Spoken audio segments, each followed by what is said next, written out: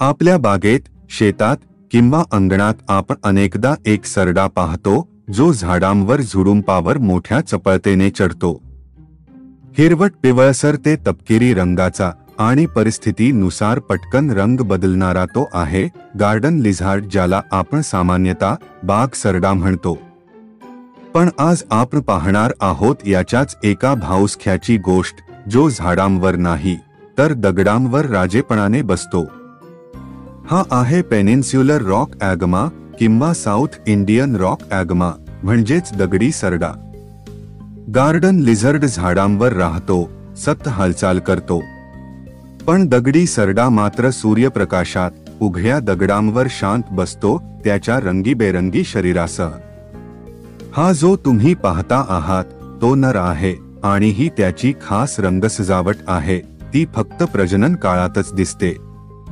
काळं अंग, पण डोकं आणि पाठ लालसर केशरी, जणू निसर्गानं स्वतः याचा शरीरावर पेंट केलंय.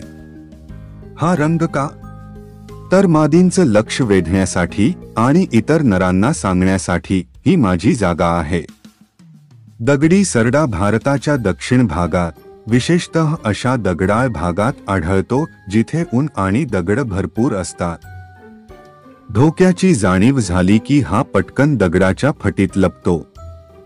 पण ऊन मिळालं की लगेच बाहेर येतो, कारण तो थंड रक्ताचा प्राणी आहे आणि आपल्या शरीराचे तापमान सौर ऊर्जेने नियंत्रित करतो. हा सरडा मुंग्या, अळ्या, भुंगे आणि लहान कीटक खातो, म्हणून निसर्गात कीटकांचे नियंत्रण ठेवण्यात याची भूमिका मोठी आहे.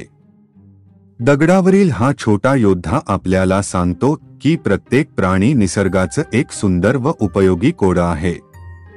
पुढच्या वेळेस अशा दगडाळ जागेत गेलात तर नजर नक्की टाका, कदाचित तुम्हालाही दिसेल हा रंगबेरंगी, अभिमानी दगडी सरडा. दगडांच्या दुनियेत राहणारा एक रंगबेरंगी योद्धा.